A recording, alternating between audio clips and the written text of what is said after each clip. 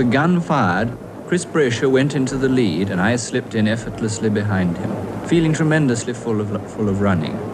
My legs seemed to meet no resistance at all, almost as if impelled by an unknown force. We seemed to be going so slowly. Impatiently, I shouted faster, but Brasher kept his head and didn't change the pace. I went on worrying about the pace until I heard the first lap time of 57.5 seconds. In the excitement, my knowledge of pace had deserted me. Brasher could have run the first quarter in 55 seconds without my realizing it, because I felt so full of running. But I should have had to pay for it later.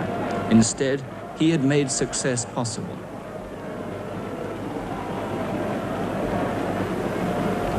At 1.5 laps, I was still worrying about the pace.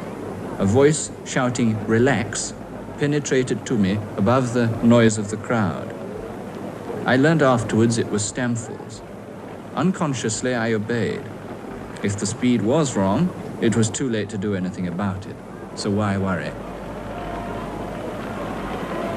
I barely noticed the half mile passed in 1 minute 58 seconds. I was relaxing so much that my mind seemed almost detached from my body. It was incredible that we could run at this speed without strain. I was barely aware of the fact that Chris Chataway was now going into the lead.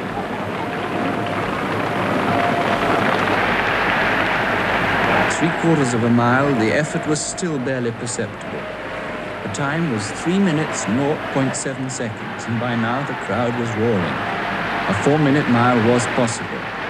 Somehow, to do it, I had to run the last lap in 59 seconds.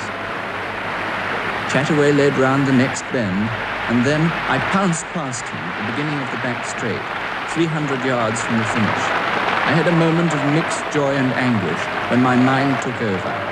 It raced well ahead of my body and drew me compellingly forward. I felt that the moment of a lifetime had come. Those last few seconds seemed never-ending. A faint line of the finishing tape stood ahead as a haven of peace after the struggle.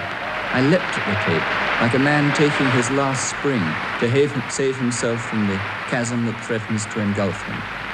My effort was over, and I collapsed almost unconscious with an arm on either side of me.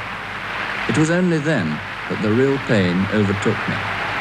I knew I had done it before I even heard the time. I felt as if I was too close to have failed.